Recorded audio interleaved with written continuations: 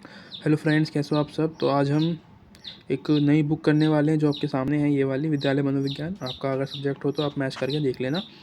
और स्टार्ट करेंगे पहली वीडियो से, पहला चैप्टर, क्योंकि बहुत इंपॉर्टेंट है ये। अगर इसको आप समझ गए तो आप पूरी बुक को समझ सकते हो आसानी से। ठीक है, स्कूल साइकोलॉजी कहते हैं इसको इंग्लिश में। और इसके बारे में हम थोड़ा सा जानकारी इकट्ठी करेंगे यहाँ पे। ये बेसिकली ये पूरा इंट्रोडक्शन पार्ट होगा इसके अंदर, इसके बारे में। अगर क्योंकि इंट्रोडक्शन अगर नहीं करा पाओगे आप किसी चैप्टर से, या किसी के बारे में आप जान नहीं पाओगे, तो उसके अंदर जो गहराई है उसको समझना बहुत मुश्किल हो जाएगा। ठीक है, तो स्टार्ट करेंगे ये वाली वीडियो।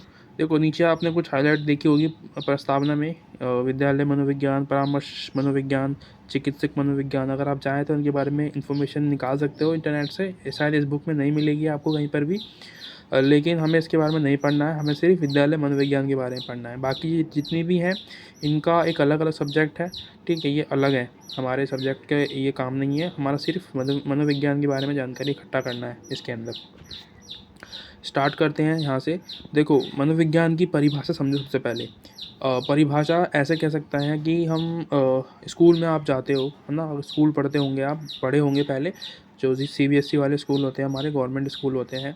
और अभी तो प्राइवेट स्कूल्स में भी ज़्यादा हो गया है। साइकोलॉजिस्ट जो होते हैं स्कूल्स में, है ना, काउंसलिंग जो होती है आपकी करियर को लेके। आपके अगर आप डिप्रेशन में जा रहे हो, अगर आप एक तरीके से अगर आप फ्रस्ट्रेशन में हो पढ़ाई को लेके, किसी भी चीज़ को लेके, तो उस मामले में ये आपकी बहुत हेल्प करते हैं। तो जैसे कि कुछ बच्चे होते हैं जो कि शायद मानसिक रूप से सही नहीं होते हैं ना, वो बहुत ज़्यादा इंट्रोवर्ट होते हैं, और लोगों से दूर रहना पसंद होता है उनको। तो उसके पीछे रीज़न्स को जानना, उनके अंदर जो कमियां हैं उसको देखना, एक विद्यालय मनोविज्ञान का काम होता है। यानी कि एक साइकोलॉजिस्ट का काम होता है कि वो जाने उस बच्चे के बारे में। उसके लिए उस व्यक्ति को या उस टीचर को उसके पेरेंट्स से बात करनी होती है कि क्यों है ऐसा, उसके अंदर ऐसा बिहेवियर क्यों है। शायद उसके स्कूल में, क्लास में बच्चे उसके साथ शायद भेदभाव करते हैं, या फिर उसे गलत तरीके से जो है मतलब गाली गलौज करना से स्कूल में होता है ना, लड़ाई झगड़े हो जाते हैं। तो कुछ बच्चे तो उसके लिए सहन कर लेते हैं उन चीज़ों को, उन्हें कोई फ़र्क नहीं पड़ता। लेकिन कुछ बच्चे ऐसे होते हैं जो जिनके दिमाग में वो सब चीज़ें बैठ जाती है, वो डरने लगते हैं चीज़ों को लेके। ठीक है, उसी के बारे में ये है। तो देखो, स्कूल में ये जो विद्यालय मनोवैज्ञानिक साइकोलॉजिस्ट जो होते हैं, ये एक टीचर की तरह होते हैं, है ना। अगर क्लास में आप पढ़ रहे हो, मन नहीं लग रहा या फ्रस्ट्रेशन में हो, तो ये आपकी मदद करते हैं उस काम को करने के लिए। ठीक है, उन चीज़ों में आपको ठीक करने के लिए, उन चीज़ों से आपको निजात दिलाने के लिए ये काम करते हैं। और ये बच्चों को सक्सेस बनाने में बहुत ज़्यादा इंपॉर्टेंट होता है इनका। ठीक है, और एक और चीज़ें यहाँ पे और लिख रखी है मैंने। विद्यालय मनोविज्ञान को बच्चों से संबंधित विकास और बचपन के विकारों के बारे में पता होना चाहिए कि उसके साथ क्या क्या हुआ है, जो मैंने आपको बता दिया है अभी।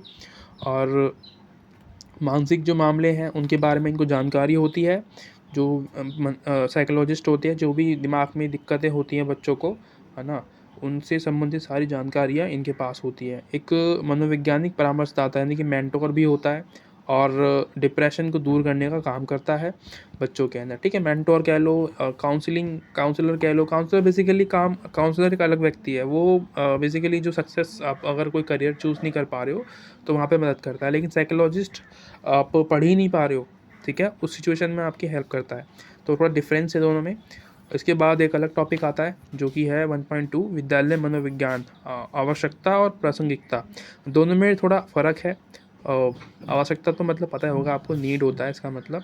प्रासंगिकता का मतलब होता है कोई सूचना, है ना, कोई रिलेवेंस, इसके बारे में जानकारी। शुरुआत में जब आप इसको पढ़ोगे तो इसके बारे में कुछ इन्फॉर्मेशन मिलेगी आपको। उसके बाद आवश्यकताओं के बारे में मैंने साइड में लिख भी रखा है। ठीक है, पॉइंट्स बना रखे हैं, ज़्यादा दिक्कत नहीं आएगी।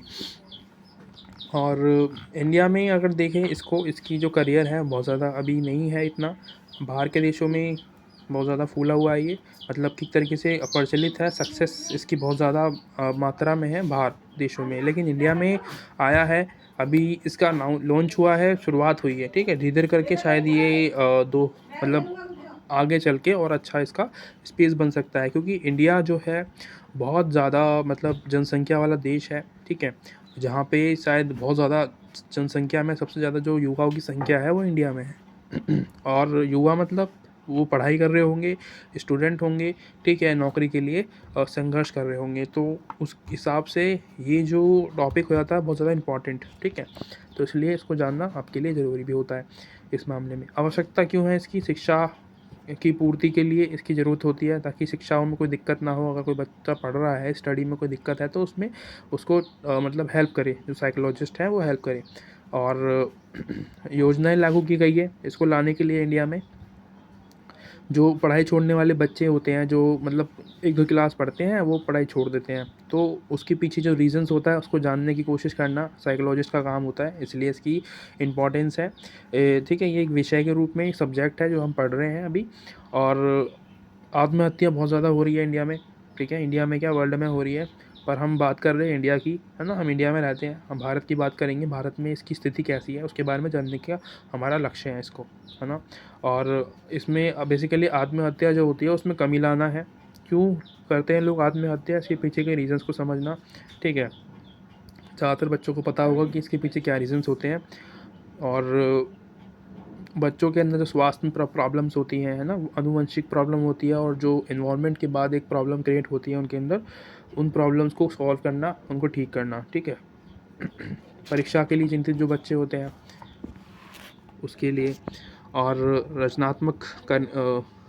रचनात्मकता को बढ़ाने के लिए, यानी क्रिएटिविटी को बढ़ाने के लिए, बच्चों के अंदर विद्यालय दबाव में कमी का करने के लिए। जैसे कि स्कूल में बच्चे पढ़ते हैं तो उनमें बहुत ज़्यादा दबाव होता है ना, प्रेशर होता है स्टडी को लेके, उनको होमवर्क भी करना है, उनको और भी जो स्कूल में एक्टिविटीज़ होती है उनमें भी पार्टिसिपेट करना होता है। अब तो बहुत ज़्यादा मतलब कि बच्चों पे प्रेशर है पढ़ाई को लेके, ठीक है। और कोविड-19 ने और ज़्यादा इसको जो है बढ़ा दिया है। जब से कोरोना आया था, बच्चों में डिप्रेशन और बढ़ गया था, है ना। बच्चों में, बड़ों में, सब में देखा गया था ये डिप्रेशन का जो जो एक माहौल था बहुत ज़्यादा हो गया था, क्योंकि बच्चे घर में रह रहे थे, पेरेंट्स जो थे उनके घर में थे, जिसकी वजह से डिप्रेशन, चिंता, ये सब चीज़ें ज़्यादा होने लगी, ठीक है। और एक ये जो साइड में बॉक्स मिलते हैं ना आपको, इनके बारे में आप इनको पढ़ लिया करो थोड़ा बहुत, ठीक है, हेल्प मिल जाती है एग्ज़ाम में, थोड़ा सा और पॉइंट ऑफ व्यू आपका अच्छा हो जाता है चीज़ों को लेके। आगे चलेंगे, इसमें ऐतिहासिक विहंगावलोकन और वर्तमान प्रवृत्तियाँ। इतिहास के बारे में इतना इन्फॉर्मेशन नहीं है इसके अंदर, ठीक है, पर थोड़ा बहुत पढ़ते हैं इसको तो समझ में आएगा कि कुछ है भी कि नहीं। देखो, विद्यालय मनोविज्ञान एक ऐसा मनोविज्ञान क्षेत्र है जो शैक्षणिक मनोविज्ञान, निदानिक मनोविज्ञान, परामर्श मनोविज्ञान, सामुदायिक मनोविज्ञान, विकासात्मक मनोविज्ञान, विशेष क्षेत्रों के व्यापक रूप से प्रभावित है। विद्यालय मनोविज्ञान को पारस्परिक भूमि पर्याय मनोमितीय प्रतिमान तक सीमित रही है, जहाँ मानसिक स्थिति का पता लगाना इस व्यवस्था की प्रमुख विशेषता मानी जाती है। तो देखो, मैंने बताया था आपको कि बहुत सारी जो है चीज़ें लाई गई हैं इसके लिए, इसको इंडिया में लाने के लिए कोशिश की गई है। और गवर्नमेंट से एक वो भी रहता है, जो ये लोग होते हैं कि इन जो संस्थाएं हैं इनसे संबंधित, जो कि स्कूल साइकोलॉजिस्ट होते हैं, जो पढ़ाते हैं, जो सिखाते हैं बच्चों को साइकोलॉजी के बारे में, वो बढ़ाएं अपने आप को, है ना। और गवर्नमेंट उनको लाइसेंस दे ताकि वो अच्छी तरीके से काम करे। सर्टिफिकेट जो भी बच्चा पास करता है साइकोलॉजी का जो सब्जेक्ट है, उसको एक सब्जेक्ट में मतलब डिग्री मिले, जिससे कि वो अपना प्राइवेट क्लिनिक खोल सके, ठीक है, और स्कूल में जा सके, और जो भी संस्थाएं हैं, हम हर जगह यूज़ होता है ना। अब बहुत सारी बड़ी बड़ी कंपनियां हैं, जैसे कि गूगल है, अमेज़ॉन है, यहाँ पे आपको शायद साइकोलॉजिस्ट मिल जाए जो कि डिप्रेशन में जो एम्प्लॉयज़ होते हैं उनकी हेल्प करते हैं। ज़्यादा आवश्यकता बेसिकली स्टूडेंट को पड़ती है, इसलिए अभी ये स्कूलों में लाया गया है, ठीक है। तो ये हो गया इसका एक जानकारी आपके लिए। आगे चलेंगे। इसको और अच्छी तरीके से पढ़ लेना, ठीक है। ये मैं बस आपको एक रिवीजन मतलब एक ओवरव्यू बता रहा हूँ, इसका समरी बता रहा हूँ, पर अगर आप इसको समझ जाते हो तो आपको चैप्टर पढ़ने में आसानी हो जाएगी। आगे पढ़ते हैं। भारत में विद्यालय मनोविज्ञान का भविष्य क्या होगा? तो इसका भविष्य बहुत अच्छा है, ठीक है। अगर देखा जाए पॉजिटिव वे में तो भविष्य बहुत अच्छा है, क्योंकि इंडिया में ज़रूरत है आज इसकी, है ना। INSP इसको कहते हैं, इंडियन स्कूल ऑफ साइकोलॉजी। जहाँ तक मुझे पता है, मैंने लिख दिया भैया ऊपर, इतना मुझे याद था मैंने लिख दिया, आगे का ए में नहीं पता ए का क्या मतलब होता है। इसका बढ़ावा देने में सहयोग और काम करे, है ना, यानी कि जो भी स्कूल हैं साइकोलॉजी के उसको बढ़ावा देने के लिए काम करें, ठीक है। नए नए स्टूडेंट्स को जो इसमें संबंधित जो इसको पढ़ना चाहते हैं साइकोलॉजी के बारे में, उनको उसमें मतलब कि ऐड किया जाए। इसमें बेसिकली फ़ीस कम की जाए बच्चों के लिए, ताकि वो पढ़ सकें इसके बारे में, ठीक है, और इसको फैला सके, है ना। और जिससे कि इंडिया में आत्महत्या के जो घटनाएं हैं, डिप्रेशन है, चिंता है ना, प्रेशर है चीज़ों को लेके, वो कम हो सके। ठीक है, और आगे पढ़ते हैं। आज पता नहीं गले में क्या है, बहुत ज़्यादा दिक्कत हो रही है बोलने में। विद्यालय मनोविज्ञान की भूमिका और उनके कार्य। तो इनकी जो रोल होता है मनोविज्ञान का, यानी कि जो मनोवैज्ञानिक होते हैं, साइकोलॉजिस्ट होते हैं, इनका एक रोल होता है ज़िंदगी में। मैंने बताया था आपको पहले भी, आपको एक आइडिया भी आ रहा होगा कि इसके लिए जो भूमिका होगी क्या क्या हो सकती है। ये आपके सामने है, जैसे कि सर्विसेज प्रोवाइड करना, बच्चों का आकलन करना, यानी कि उनके बारे में जानकारी हासिल करना, स्पेशलिस्ट से सलाह लेना, स्टाइलिश लाइफ स्टाइल को उच्च बनाने के लिए टाइम मैनेजमेंट बहुत ज़रूरी है। ठीक है, बच्चों के अंदर टाइम मैनेजमेंट की दिक्कत है, उसको ठीक करना, ज़रूरी विषयों पर चर्चा करना, सुरक्षात्मक सेवाएं देना, स्कूल में लड़ाई जो झगड़े होते हैं जो बच्चों के अंदर जिसकी वजह से डर बैठ जाता है, उसको दूर करना, ठीक है, और बेहतर शिक्षा देना, सक्सेस के लिए प्रेरणा करना या प्रेरित करना बच्चों को कि आप सक्सेस करो, आप मतलब कि आप कुछ करो, तरक्की करो, मतलब है ना, पढ़ाई करो अच्छे तरीके से, या जो भी आप चाहते हो, बिजनेस करना या कोई और आप आर्टिस्ट हो या आर्टिस्ट बनना चाहते हो, तो उसके लिए आप प्रेरणा मतलब कि कोशिश करो करने की, है ना, आगे बढ़ो। और जो हैंडीकैप बच्चे होते हैं, है ना, विकलांग जो होते हैं, उनकी जो शिक्षा होती है उनमें भी दिक्कत आती है, उनको समझने में दिक्कत आती है, उनको भी जो है साथ में लेके चलना, ठीक है, ये भी एक इम्पॉर्टेंट पॉइंट है इसके अंदर। तो ये सारे जो पॉइंट्स हैं मैंने, ये जो आप देख रहे हो ना अभी पॉइंट, ये सारे मैंने बता दिए हैं आपको। ये चैप्टर होता है ख़त्म यहीं पे। अगर थोड़ा बहुत भी इन्फॉर्मेशन मिली हो, कुछ समझ में आया हो, तो बताना मेरे को कमेंट करके, लाइक सब्सक्राइब कर देना अच्छी लगी हो तो। इसके बारे में मैंने इसका क्वेश्चन पेपर भी मैंने सॉल्व कर रखा है, अगर आपको देखना है तो आप जाके देख सकते हो। Thank you so much.